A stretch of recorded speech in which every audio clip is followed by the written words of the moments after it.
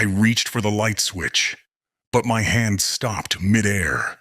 There was a face pressed against the glass. It was looking in, cupping its hands around its eyes to block out the glare of the moon, trying to see if anyone was home. In that second, the realization hit me like a physical punch. The car alarm, the waiting, the hiding. It was all a game. It was trying to annoy me. It wanted me to come outside to check on the car. It was baiting a trap, and now it knew I hadn't taken the bait. It was right there, inches away. The glass began to fog up from its heavy breathing. I was horrified, repulsed, but I couldn't look away. I was locked in a staring contest with a nightmare. Its skin was the color of ash, gray, dead, and dry. It was covered in deep, cavernous wrinkles, like a dried-up riverbed.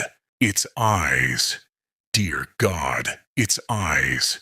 They were small, black beads, sunk deep into the skull, devoid of any white, devoid of any humanity.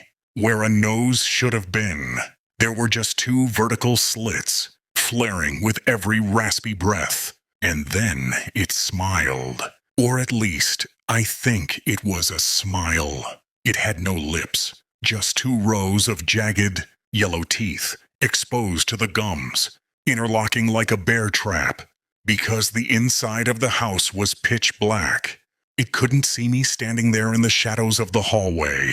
But it knew someone was in there. It didn't leave. After staring for what felt like an eternity, it pulled away from the window. I heard its heavy, wet footsteps on the wooden porch. Thump, thump, thump. It stopped at the front door. Knock, knock. Polite, mocking. Then another knock. Louder. I backed away, retreating to the stairs, my eyes glued to the gap beneath the door. I saw long gray fingers, too many joints, sharp, dirty nails, slide into the gap between the floor and the door. They wiggled, scratching at the wood, trying to find purchase. Suddenly, the doorknob exploded into motion.